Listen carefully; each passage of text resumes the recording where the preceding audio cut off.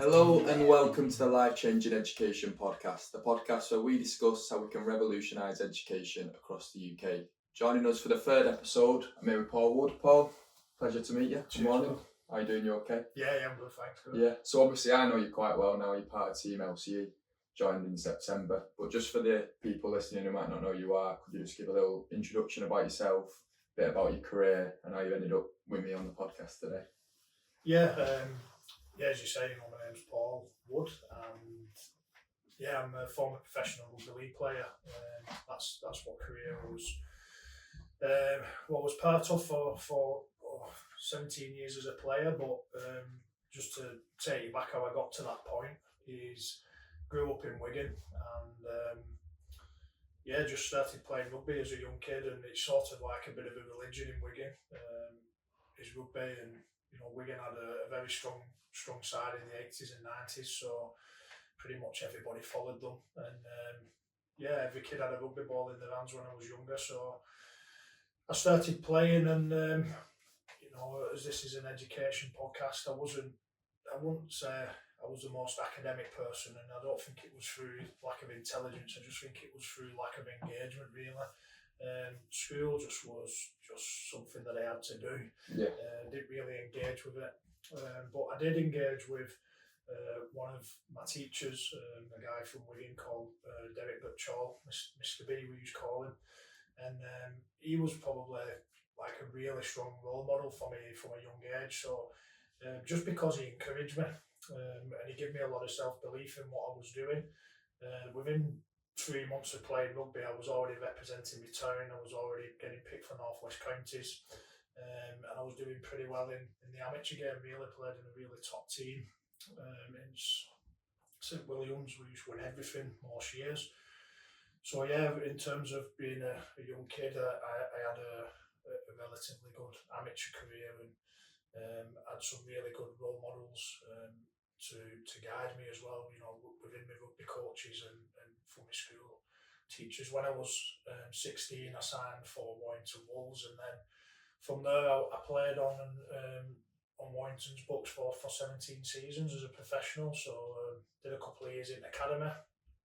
Again, I had a really good academy career, really. I got player at year 2 years on bounce, players player, and then got promoted to the first team, and very fortunate to stay there for quite a while. Got a couple of representative honours, and that's where my career has been, and that's sort of was I would say part of my development really as a person. A lot of it comes from the influences of sport, working with some really good psychologists and like literally world-class psychologists, performance staff, from a physical point of view, and the nutrition and stuff like that.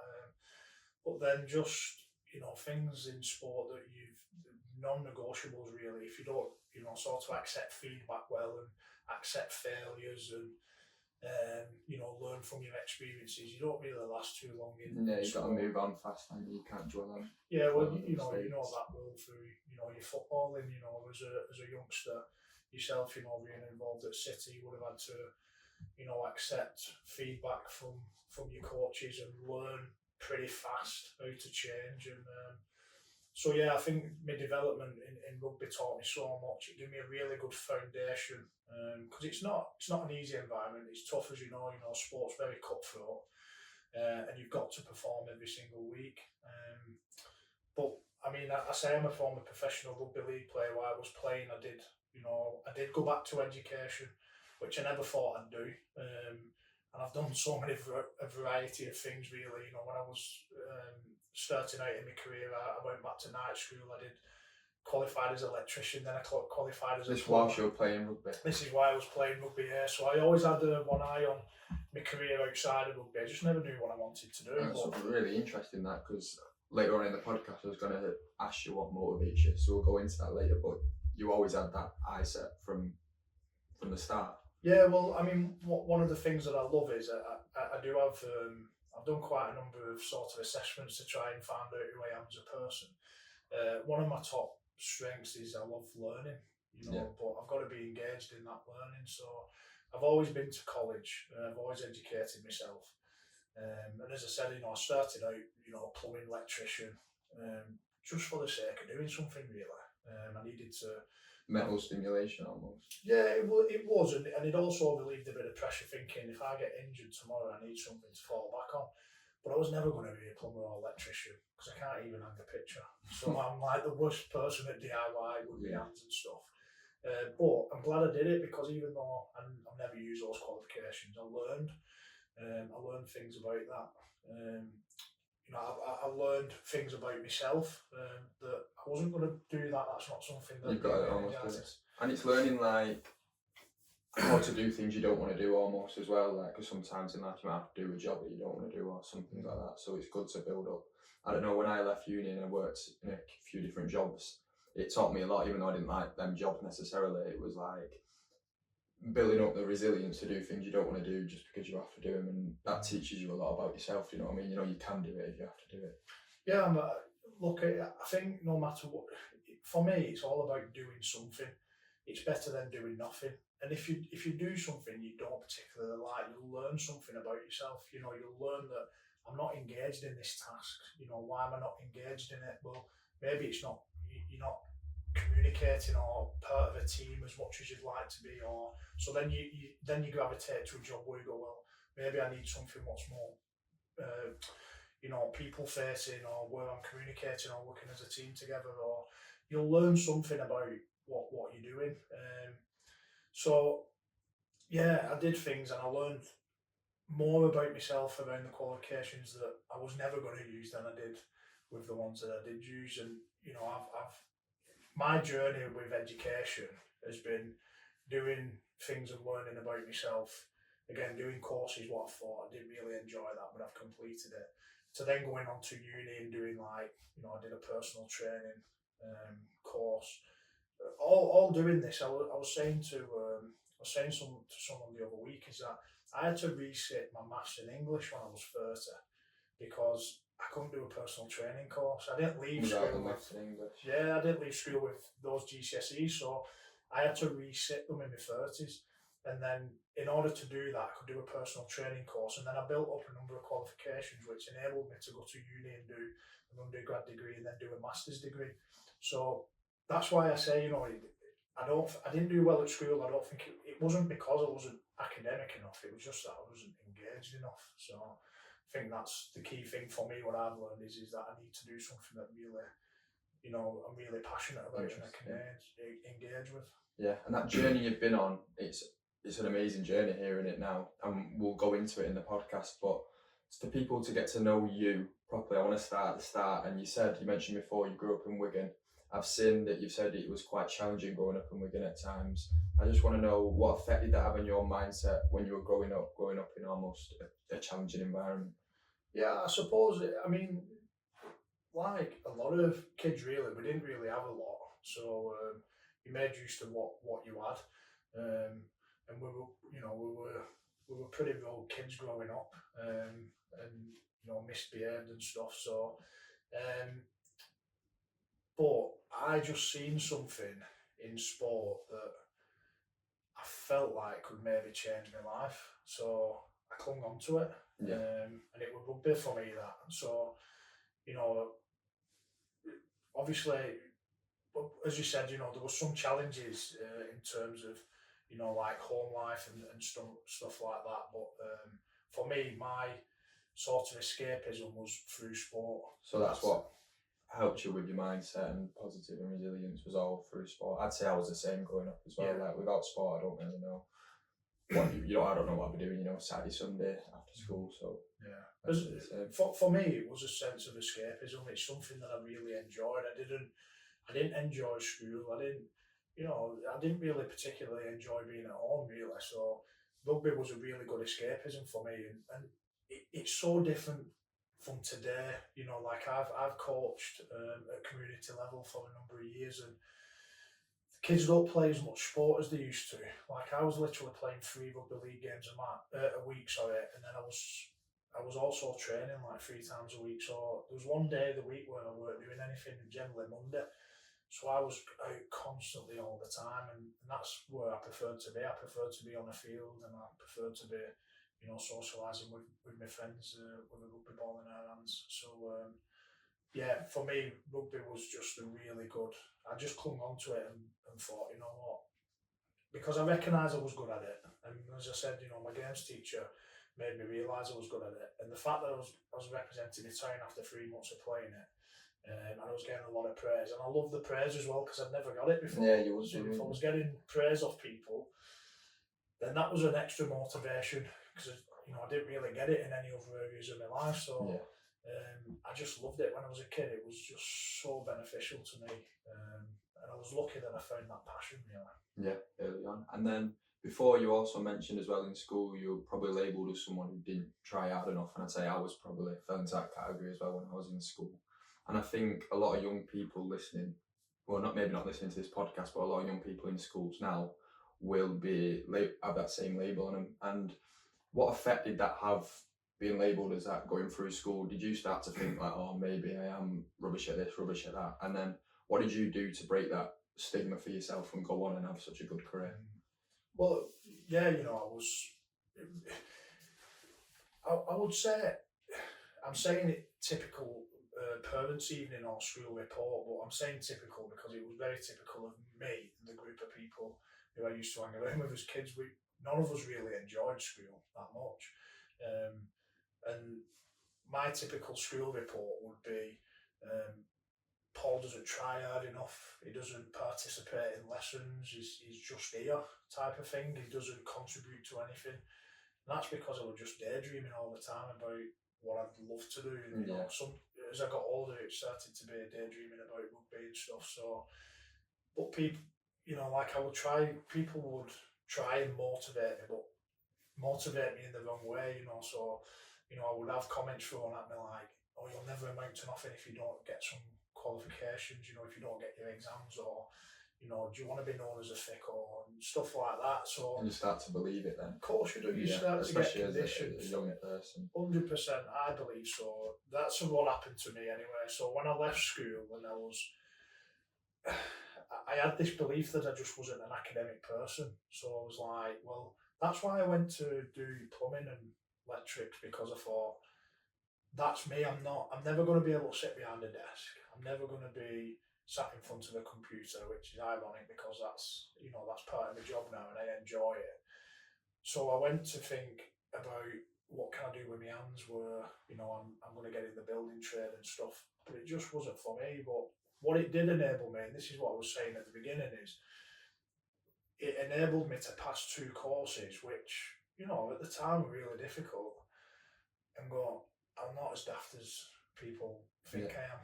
So it just encouraged me to do more and more. And every time I did a qualification, I took a step up in difficulty, and I just kept pushing and pushing. And I never actually thought that I'd be sat here and saying I've got, an undergrad, and I've got, sort of my master's degree, and I've done counselling training and leadership courses. I never thought I'd do that. I would, if you'd have told me I'd be sat here with them as a high school kid, I'd just be, no, that's never going to happen. Yeah, but yeah, no, it clearly works, because you breaking that stigma and breaking out of that label, you're going to add an unbelievable career, elite level sport, playing at the top level of rugby. And throughout your career, when you look back on that, playing at the elite level for so long, you say 17 years, you had a contract at Warrington, what did that teach you about yourself? Because I couldn't imagine what it was like playing at the top level of football for 17 years. In fact, not a lot of footballers can play that long at that level. So what did that teach you about yourself?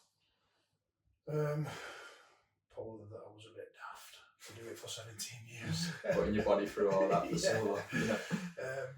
I think it taught me that, I am resilient and I can face setbacks. And just going back to what I was touching on before around this perception of sort of being intelligent, and, there's different levels of intelligence in there. I often say it to young lads when I'm coaching them who play rugby. Rugby's a thinking man's game. Even though when you're watching on TV, you just see some guys running really hard at each other, and people smashing each other in defence, and it looks brutal, and that's because it is physically, but there's a thinking part of it as well. And that's what it made me realise, is that you go into a rugby environment, you've got to read game plans, you've got to video review, you've got to do that individually and as a group. So you've got to communicate with people, you've got to work well in a team. You've got setbacks. I had a number of setbacks in my time. You know, I had loads of operations and injuries, and you know, and one of my biggest setbacks was breaking my leg before a Challenge Cup final about 4 weeks before it. And I've been at the club 10 years, and it was the first final the club had reached for 30 odd years. So that was a massive setback, but I was resilient, and I had that sort of mentality to be able to push through it and go, do you know what, I might not play this final, but I'll play the next one. Yeah. Luckily, we got to the next one, you know, and I prayed every day that we would get to it. But it showed me about how sometimes you can go through adversity in specific times, and it might actually put you in a better place, you know, once you've got through it. So it's always tough going through challenging situations. Nobody likes to go through it, but sometimes it's a necessity to go through it. And once you go through those challenging times, you can always look back and reflect. And I'm a big believer in self-reflection and looking back, not constantly looking back and, you know, being miserable at the past and focusing on mistakes, but it's good to just sometimes reflect back and see where you was and how you've moved forward. Yeah, and understand how far you've come and give yourself that self-praise. It's funny you say that, because I've just been my birthday, so I took time out of the day to like reflect and think how far I've come in the year, and I felt a lot better about myself after doing that, because you can just keep going and going and going, can't you, and just not even look at how well you've done. So yeah, I completely agree. And then post rugby, we've talked about it, and you mentioned some of the courses you've done, but could you just explain more what courses you did, why you did them, and what motivated you to do it? Because if I retire after playing rugby for 17 years, I'm feet up, broom, daytime telly, I'm relaxing, do you know what I mean, for a bit at least. But you've gone into a career in education now, and to do that you educate yourself. I know now you always had one eye on it, but what really motivated you to go and do the courses you did and things like that? I think what I realised is, again, I realised this doing the courses I didn't particularly use, as I said, you know, the plumbing and the electrician course, thinking I'm probably better off looking on a building site. What I realised is the more I did courses is the more that I'm really motivated to work with people. So that's, again, I went to uni. I used to sort of listen to people a lot around, you know, and ask questions, what do you think I'd be good at? I never really asked myself these questions, and because I was relatively fit as a rugby player and I had that longevity, and you know, I was probably one of those players, and never a great player, but I had a reasonable career. Probably lacked a bit of consistency in terms of, you know, yearly performances, but ultimately, I think if people were to ask about me as a player, they'd say you work hard, you train hard, you know, you're honest as a player. So when I was looking at what qualifications I should do, and people were saying, you've been playing rugby for so long, you should stay in coaching, I think you'd be a really good fitness coach. That's what took me to uni then. So I went to uni and I completed my master's degree, and I fell straight into a job. I fell into a coaching role. Is that in sports science, your master's degree? Yeah, sports science. So I did my master's degree in that, and then very fortunate that a coach rang me up and said, look, we really want to bring you on board here, and think it'd be beneficial for you to bring some of your experience and help to drive a culture. Really, we need to change our culture, but obviously your knowledge around the fitness and the physical side would be beneficial for us. So I took this coaching job, and I was there for just under 3 years, and what I realised is that while I was coaching, the lads weren't really interested in what I knew. I had to build connections with the people first. So like I went in to coaching. This is how naive I was really.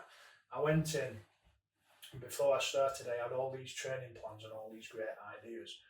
And I learned relatively quickly that no one gives a damn what you know until you've got a relationship with them. So I often will say to people who are looking at getting into coaching, and I had this conversation actually at the weekend with a lad who I used to coach at this professional club, because he's now a strength and conditioning coach. And you can have the worst plan in the world, but if someone buys into it, it'll be better than the best plan in the world, what no one buys into. I genuinely believe that.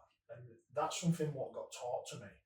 One of my coaches, Tony Smith, used to say it, if this is the worst game plan ever, but everybody buys into it, we'll still win at weekend. It might be difficult, but we'll still win. At least for everyone moving in the same direction. 100%, yeah. It's that team unity and everybody playing for the badge, as I say.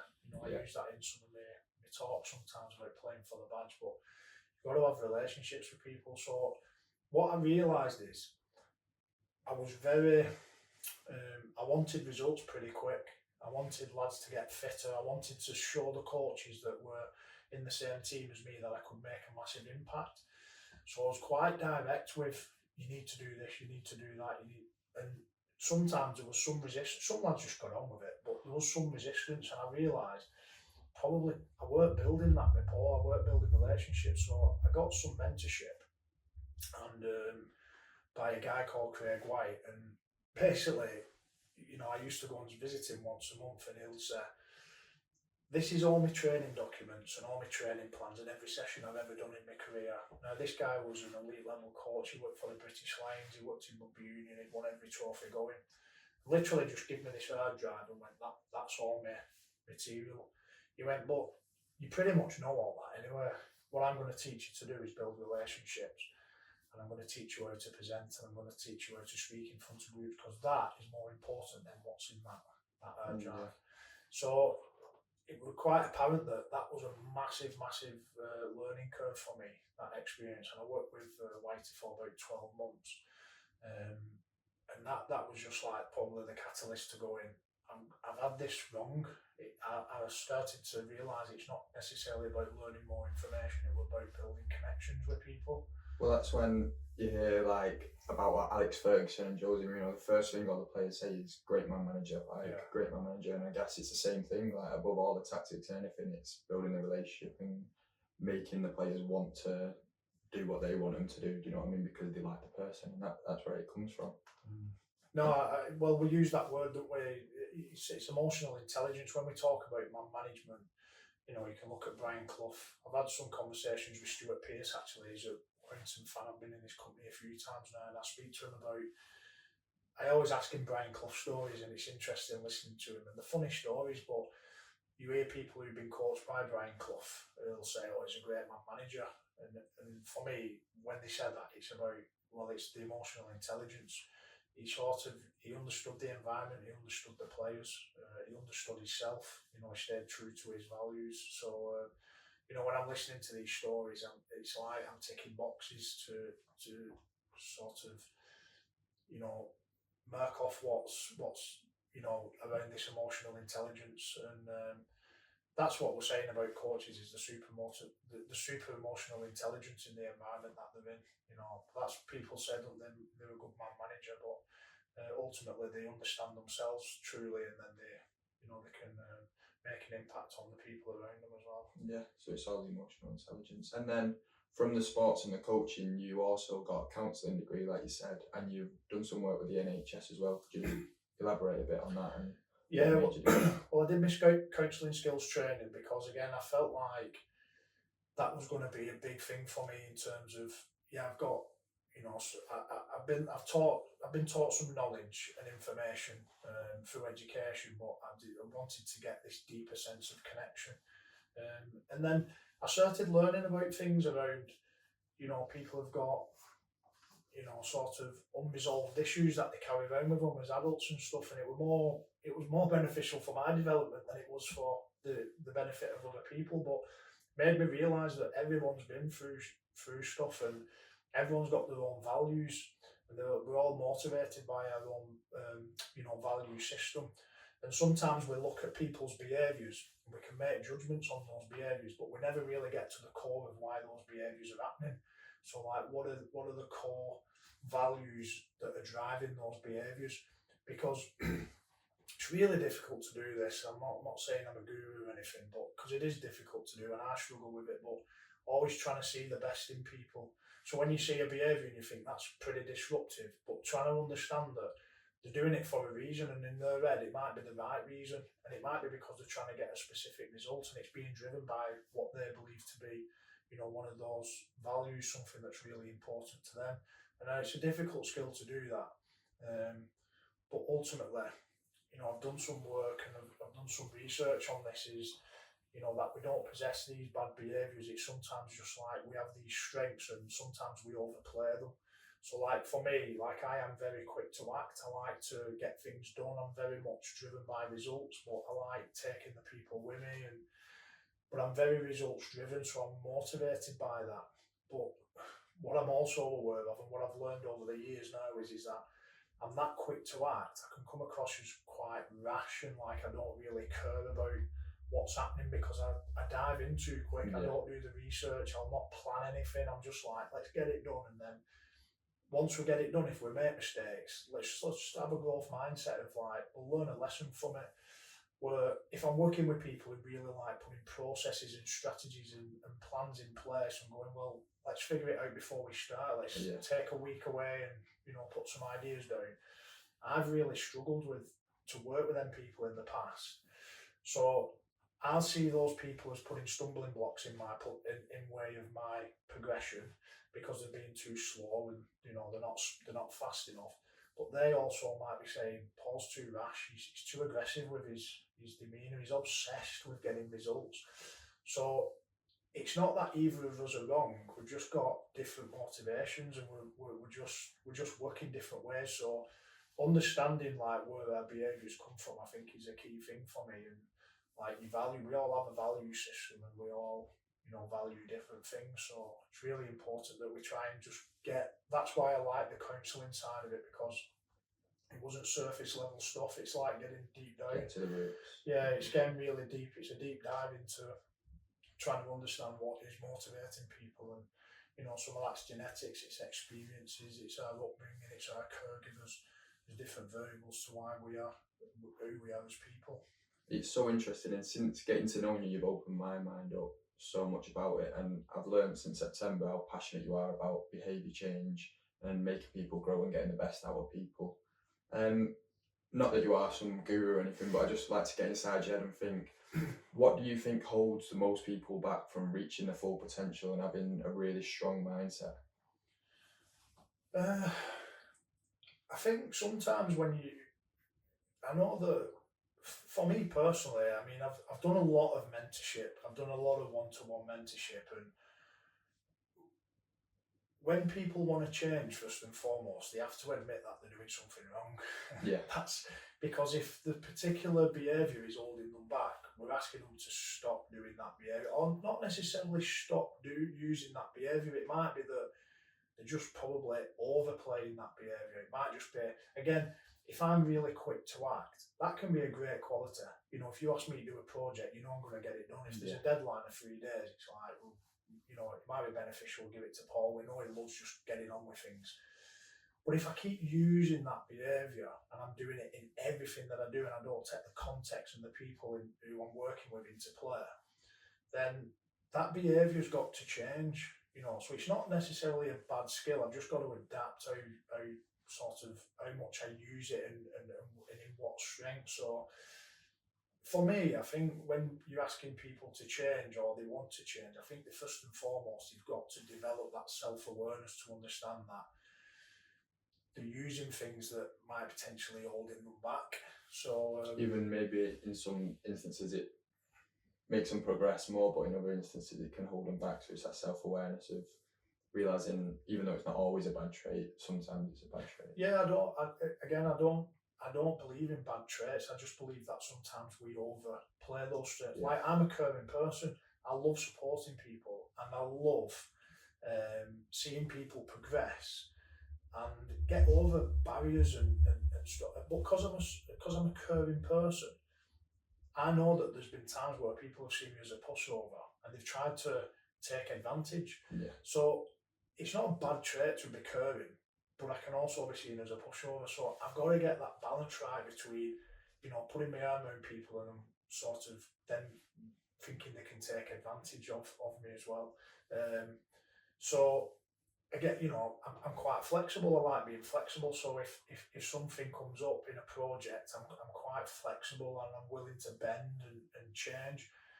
But if I'm too flexible, people will see me as going, I don't know what he wants to do because he's moving from one thing to another. So try not look at qualities as good and bad. I just see that people have these qualities and then they might just be overplaying them a little bit. And sometimes my best qualities are not the best qualities of other people, but it's really hard, especially in the moment when you're trying to get something done. If I'm like really pushing to get a result, and I'm working with somebody who loves to plan and they're methodical and they like to look at things in a lot of detail, it's really hard for me in that moment. You're going to grind on each other because you're both opposites, aren't you? Yeah, exactly. We're both opposites of what we both want. Our behaviours are the opposites, but I've got to be willing to adapt. It's difficult though. Again, this is like, it's an ongoing battle, this. So that's why I don't really believe in like leadership courses that happen for like 6 weeks or going in and doing a motivational talk. I don't believe in them because I think change, it takes time, and it's about developing that self-awareness. You've got to be aware of like, what are your strengths? Like, what happens when you go into conflict? What's when someone devalues your value system and then you go into this like type of conflict? Well, how do you react? You know, because not everybody's very assertive, where they're trying to push and get things solved quickly. Some people go quite quiet in conflict. I think that's my main thing as well, is that I'm at the point now, if something goes wrong in my life, I realise like I'm going to react in a certain way. Like you say, I tend to normally go quiet and stuff, and I look back and I realise I just wish I was able just to accept it in the moment and, you know, move past it in the moment. Are there any like practical, simple steps you could give, you know, in the moment if something don't go your way, how to just, say if I'm working in a group and something don't go my way and I don't like it, I would tend to go quiet. But is there any simple like practical steps you could give just to make sure that I keep it fine in that moment? Yeah, I mean, look, or is it not as simple as that? I think we all have our own personality type, don't we? So I know if something's going wrong in a group, I'll be quite assertive and I'll try and get a result. I want something resolving quickly because I'm really driven by results. So I think if I sit on this, if I sleep on this, then it's going to grind on me. I want it resolving as quickly as possible. There's a need for those people, but there's also a need for what you're talking about. We need people who are going to sit back, go quiet, and analyse the situation and think about it a little bit differently. Yeah. So that's why I've been saying there is no right or wrong answer really. Like, I know that I need people who are going to sit back in conflict and think about things and maybe go away and find some data and some information and just take that step back. I'm naturally not that person, but it's something that I can work on. I do go into that. We have different conflict styles and you know, I go quite assertive, and if I can't sort of be assertive and get change through, you know, sort of talking about how we need to progress and, you know, wanting results, then I will go into that sort of style of going, well, these are the facts, this is the process, what we're meant to follow. My third type of conflict is when I go quiet and I start just being accommodating to people and I'll just sit back and I just sort of compromise. That's like a bad place for me to be. That's what I was saying, that's what I tend to do, and that's what, when I look back at it in a situation, I'm like, oh, I wish I didn't do that, you know what I mean? Yeah, but again, it just depends where you're at, because the way I've looked at, what I've learned around conflict through different assessments is there tends to be like 3 types of conflict, where my conflict style tends to be, I'm quite assertive first and foremost, and when I'm assertive, I'm thinking about the people, myself and the problem, so I'm trying to fix all that. But when I step back into that analytical type of conflict where I'm pulling out facts and data and talking about processes and just a little bit more thinking time, I tend to be thinking about myself and the problem. When I go into that quietness, that submissive style of where I'm very accommodating, I tend to just be thinking about myself then. But we all have different styles. Not everybody goes to assertive. Some people go to accommodating in the first, and when they're accommodating, and they tend to be thinking about, again, the self, the problem, and the people. So we all have different conflict styles. So it'd be interesting to work with you further, really, and just have a look at what your conflict styles are. So for someone like me, it's building that awareness, so I know when I go like this, why I'm going like that. Yeah. So yeah, it's really interesting. And now linking all of this to LCE, obviously I've worked with you since September, as I said, so I've been into when you're part of the invisible workforce with you and Jim, and you're going into schools, and honestly it's unbelievable. I went to the session, I wanted to go to the next session afterwards. Really good. I will do. And then, but for the people listening who don't have a clue what the invisible workforce is, could you just explain what you and Jim are doing on a day-to-day basis at LCE? Yeah, well, myself and Jim have been in leadership positions before. Like I've run a project, through the NHS, and I'm a head coach as well. I coach at Swinton, so I'm head coach. And what we've both realised, Jim's been in the engineering sector for a long time, but been very, very successful with his career, and has been a great leader, to be fair. When you speak about Jim and all the work that he's done, and you speak to his colleagues, he's been a fantastic leader. But not only has he been a people person, he's also been really, driven by results, and he's got them. He's always progressed every business. But the point I'm making here is when we're in those positions, we realise it's not just down to the leadership. It plays a big part, but there's a team underneath you, and there's probably teams that don't get the recognition for what happens. It tends to be the leader who gets, so for example, when, like if you get results, sometimes the leader can step in and can get some praise.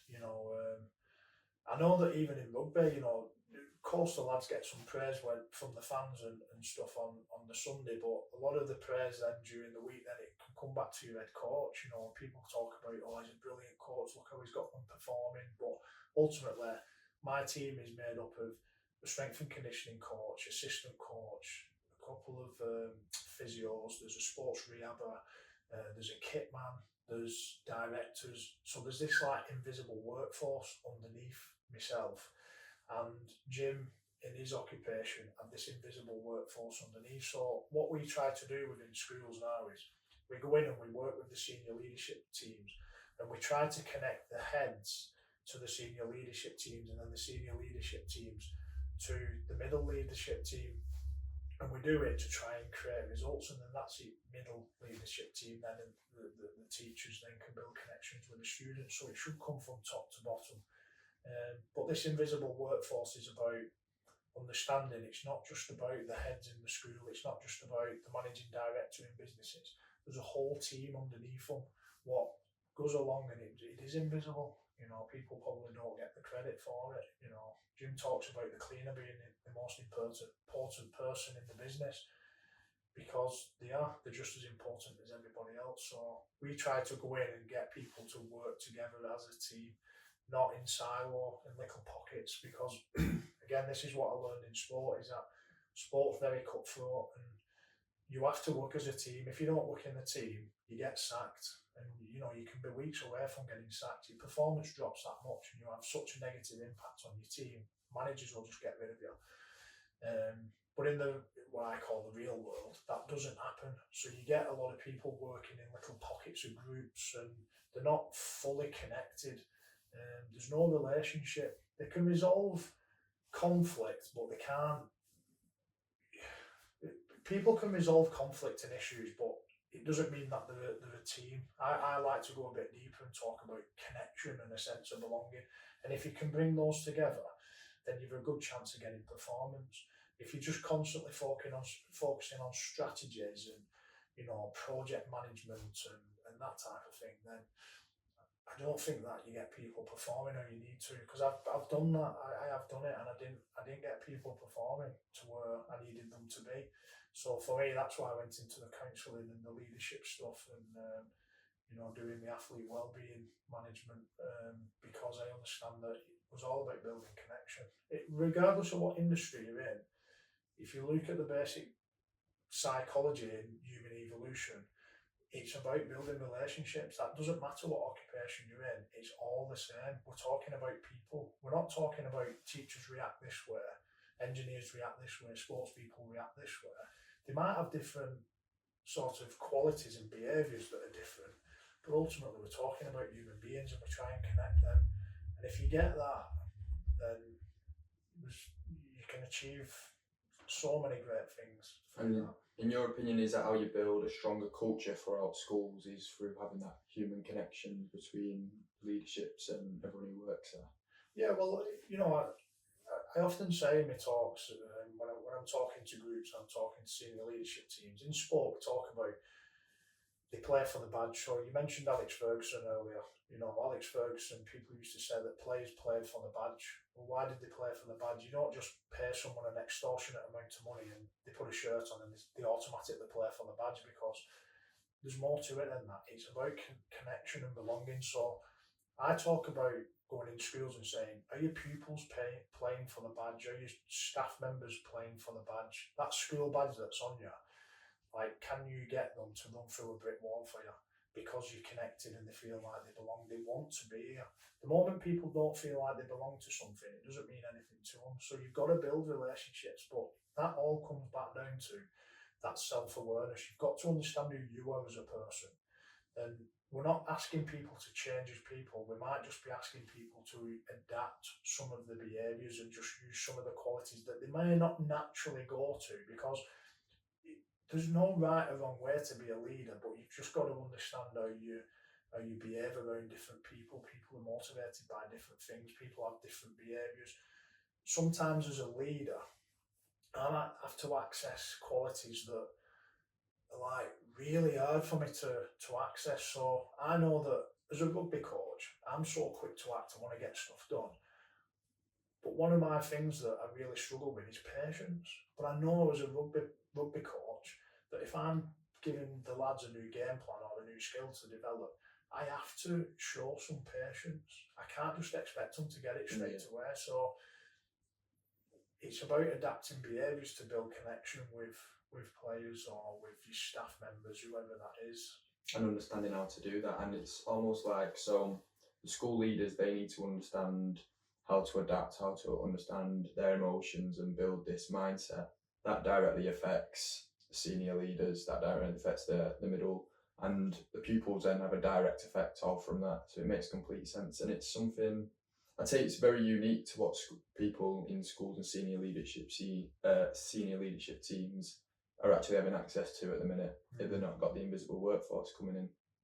And for me, it's even more important probably in schools, because everyone knows teachers, the workloads they have, especially the senior leadership team. So it's managing that as well and understanding that emotions.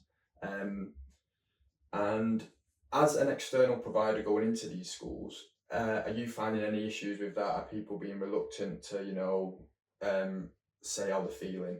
And almost what could you tell to schools to help them, if that makes sense? Is there anything that the schools can do to help you when you're going in?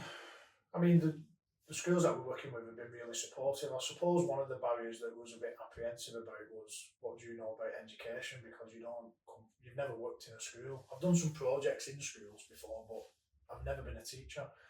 But again, a lot of the things that we talk about within our invisible workforce, the universal issues. So pretty much everybody in every sector is trying to battle this sort of burnout,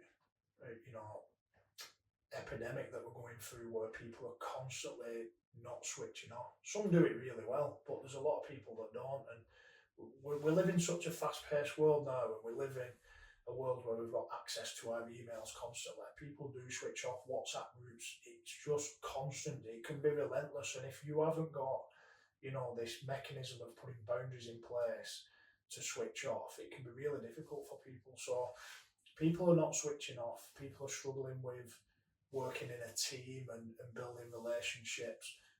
People are struggling with resilience. So these are the things that we're trying to enhance. And that's the thing with emotional intelligence, is the first foundational thing that you do with emotional intelligence is it's about self-awareness. And then it goes on to self-management. It's around, are you aware of your behaviours and the impact that you have on other people? But also, are you aware of where you are emotionally? Like, how often do we do a self-checking? Where we're at in any specific moment, really. I like to do it first thing in the morning, just to see where I am, so I journal. And that's been a really good technique for me. But then when I know where I'm at, like, where do I want to be? You know, if I'm not happy with or feeling content with where I'm at emotionally, like where do I want to get to, then how do I manage that? You know, because a lot of people are very reactive and they don't respond. And that's one of the things that we try to talk about is, are you responding or are you reacting? When that email hits your desk and you turn on your computer, do you fire away straight away and hit send, and then a couple of minutes later you regret it? Or if you're having a conversation and someone tells you something you don't quite agree with, do you say something you might regret later? So how reactive are we? And that's about self-management. It's about just creating that gap in between. So I don't think that answered your question. But no, but I feel I had the answer. But that's the my point being there is that the problems we're trying to solve in a lot of industries are very, very universal because we're talking about human beings. We can't categorise people into teachers, engineers, sports people, sales people. We've got to look at people as human beings, and it's something that we're doing a lot now in sport, is that we're taking away this tag of people being an athlete and expecting them to have specific coping mechanisms or being superhuman because they're athletes. Because there's enough people speaking out now about being an athlete and the challenges that they're facing. So we're human beings at the end of the day. So we're talking about the same thing in every single industry. And for me, it's like the value, because I know in sports teams they will get speakers, whether it's motivational speakers or people from other industries, to come in and give all that knowledge that they've learned. So for me, it's a benefit having someone who've had a career like yours or like Jim's to come in and bring that experience, whether that's in whatever industry it's been in, and put it into teaching and put it into schools. Because if it works there and it works building them teams and getting results, it's going to work in a school as well. You know what I mean? So it's a no-brainer for me. Look, I think sport can learn a lot from businesses and businesses can learn a lot from sport. I think it's a two-way thing. I think we need to collab more in terms of, you know, sort of learning.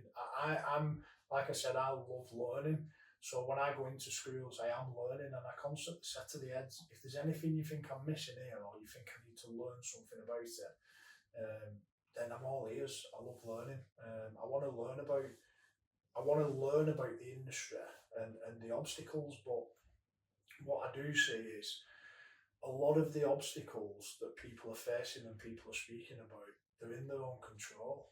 You know, so setting boundaries around work is in your control. You know, the way that you react to a situation is in your control. So a lot of the things that people, you know, want to speak about, a lot of them are fixable and preventable, but they take time and they take skill and they take action as well. So you've got to put the action in, and that can be challenging when you're speaking to people and you can see a solution, but they don't believe in the solution. So my job then is to get that buy-in. Like, how do I build that relationship to make it, you know, how do they, because everybody wants to know what's in it for them, basically. We all think about ourselves as that self-preservation, to go, what's in it for me then? So I've got to give that message to people. And sometimes it's about saying, you know, make you more productive in this area, or it might be that, you know, you'll have better strategies, but you'll be able to plan better and have better strategies. Sometimes it's talking about, you know, the people will feel safer and there'll be, you know, psychological safety in this environment if you do these things. So everybody's motivated by different things. So we just try and like sell it to the individuals to, you know, like I say, I love seeing people thrive in work. I don't like seeing people go to work and not enjoy the job. They turn up every day and they don't enjoy it. I hate seeing that. It's because life's too short. I think, you know, we need to make sure that people are engaged in what they're doing. Most people join an occupation like teaching because they was passionate about something. Sometimes that passion just, you know, just distinguishes a little bit. So I believe that when we go in, we can hopefully sort of ignite that passion again. What, you know, why did you originally go into teaching? And that sometimes can just be enough. Getting people to identify the why and looking at that every single day can help. Getting that motivation going. Yeah, no, I love it. And as we come to the end of the podcast, I just want to say the first few, well, we're in the second half term now. It seems like we've done so much work. We're in the second half term now, and I want to know, moving forward for the rest of the year, we've still got 3 quarters of the year, what are you most excited for as part of the invisible workforce and being part of LCE moving forward? There's a lot to be excited about, really. You know, we're just designing sort of a package now for schools where we can incorporate more support for them around leadership and the consultancy and the wellbeing support and I know you're doing a lot of one-to-ones as well. Yeah, the one-to-one in the support. schools. It'd be great to see how that like progresses and how the senior leadership teams, their teams can then progress. Well, one thing me and Jim are really passionate about, and it's something that we've done consistently really through our careers, is mentorship. Like, we've always had mentors, and I know I've had quite a few mentors, but I've always learned off different people and seen different perspectives. But a lot of people that we're engaging with at the minute, they've no form of mentorship, and I think sometimes getting that external mentorship can be so beneficial. So what we're offering is this mentorship to people, and it's all been positive so far. We collect a lot of feedback, and we're trying to collect data to see the impact that it's having. And all the feedback so far has been so positive, and people have said, I didn't realise how much I needed this space, just to sit down for an hour. And sometimes it is just an hour where people are just talking about, sort of what they've been through in a day, and I don't say much. And that's enough for some people. Some people want a bit more direction. So big believer in sort of like the Carl Rogers psychology around people who've got, I don't know what's best for people, they know what's best for them. So my job, I believe, is to ask the right questions so they give me the answers. It's not for me to tell people what to do. So people have an opportunity for me to ask the questions and then they give the answers, and it's for me then to point out the answers that they've just given. So when someone's speaking, I might say, "You've just given me the answer," and they're like, "Well, yeah, I didn't even realise that I knew that," and they were expecting me to tell them, but they know what the best course of action is. So if someone comes to me and says, "Do you think I should have this challenging conversation with one of my colleagues?" It's not for me to say yes or no. I'll ask them the right questions to see what they think, and then it's for me then to pull that out of them, and then like I said, recognise that they've just given me the answer. So that's what the mentorship's for. So some of it is about strategy and organisational development and stuff like that, but some of it is just more around their own well-being, a lot of it. So it's been interesting. It's been a nice variety of people, and found it really interesting listening to people, but it has reinforced the fact that these issues are universal. Not dealing with anything that I've not gone into. I've been very, very fortunate really through previous jobs that I've worked in a lot of industries, and I haven't heard anything that I haven't heard before. People are dealing with the same issues. No, it's great, and I'm excited to see where it goes, as you say, in the new courses and the impact it has in our schools and the area we're working in a minute. But yeah, it's been a pleasure. I feel like I've learned a lot about you on the podcast, and it's been great to have you on. Thanks for coming on, Paul. Alright, and if you want to check out anything LC related, please head to our social media. The link will be in the description. Please like, subscribe for the next podcast episode. We'll do one with you very shortly. And thanks again. See you later.